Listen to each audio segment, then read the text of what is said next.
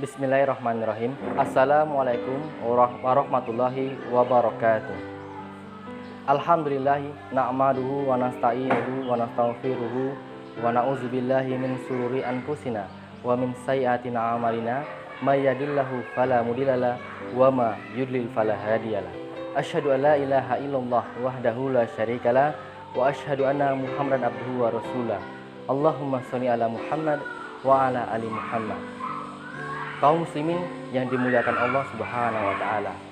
Tidak terasa kita sudah memasuki pertengahan bulan Ramadan. Alhamdulillah, kita masih diberikan kesehatan dan kesempatan sehingga pada hari ini kita dapat melaksanakan ibadah puasa di bulan Ramadan dari awal pertama puasa sampai pada hari ini. Alhamdulillah. Kita berharap juga nantinya Allah selalu memberikan kesehatan kita agar dapat menyelesaikan visi kita di bulan Ramadan ini, menyelesaikan akhir bulan Ramadan ini untuk mendapatkan tujuan menjadi insan yang muttaqin. Amin ya rabbal alamin. Kaum muslimin rahimakumullah. Sebagai makhluk Allah Subhanahu wa taala, tentu setiap makhluk memiliki tujuan diciptakannya oleh Allah Subhanahu wa taala. Sebagaimana kita sebagai manusia diciptakan Allah Subhanahu wa taala tentunya memiliki tujuan. Salah satunya tertuang dalam firman Allah Al-Quran surah Al-Zariyat ayat 56 yang berbunyi, A'udzubillahi minasyaitonirrajim. Bismillahirrahmanirrahim. Wa ma khalaqtul jinna wal insa illa liya'budun. Aku tidak menciptakan jin dan manusia melainkan untuk beribadah kepadaku. Dari ayat tersebut dapat kita simpulkan bahwasanya kita sebagai manusia diciptakan Allah Subhanahu wa taala untuk beribadah kepada Allah Subhanahu wa taala. Salah satu ibadah kita kepada Allah yakni melaksanakan puasa di bulan Ramadan. Yang mana puasa ini termasuk dalam rukun Islam. Tentunya barang siapa yang sudah Islam dan beriman kepada Allah tentunya harus melaksanakan ibadah puasa. Namun bila ia tidak melaksanakan ibadah puasa, maka akan diragukan keislamannya. Kaum muslimin rahimakumullah. Setiap perjalanan hidup tentu memiliki rintangan dan cobaan. Begitupun dengan puasa di bulan Ramadan. Dari awal pertama puasa sampai akhir Ramadan, tentu kita akan menemui banyak sekali ujian dan cobaan, dan terutama godaan melawan hawa nafsu. Bagaimana caranya agar kita bisa terhindar? Tentu ada beberapa cara agar kita mampu menikmati dan menghindari berbagai macam godaan dan cobaan di bulan Ramadan.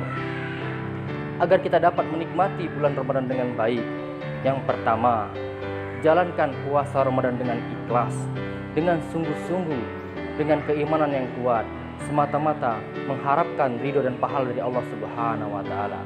Tentunya puasa yang kita jalankan akan lebih baik, akan lebih bermanfaat, dan tentunya akan mudah mencapai tujuan kita sebagai makhluk Allah, yaitu mencapai manusia yang bertakwa kepada Allah Subhanahu wa taala, yang mana tertuang dalam Al-Quran surah Al-Baqarah ayat 183 yang berbunyi, A'udzubillahi minasyaitonirrajim. Bismillahirrahmanirrahim. Ya ayyuhallazina amanu kutiba alaikumusiyam kama kutiba alal ladzina min qablikum la'allakum tattaqun.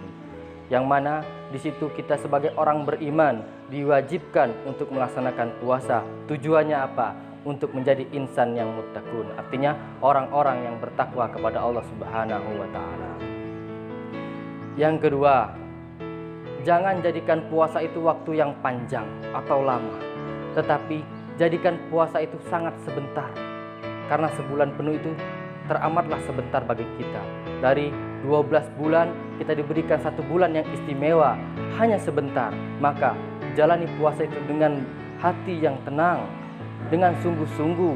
Jangan jadikan waktu itu sebagai beban, karena durasi waktu yang lama jadi kita puasa semakin terasa capek atau lelah. Tetapi jadikan puasa itu memiliki tujuan yang sangat dekat kepada Allah Subhanahu wa taala, semata-mata untuk mencari pahala dari Allah Subhanahu wa taala.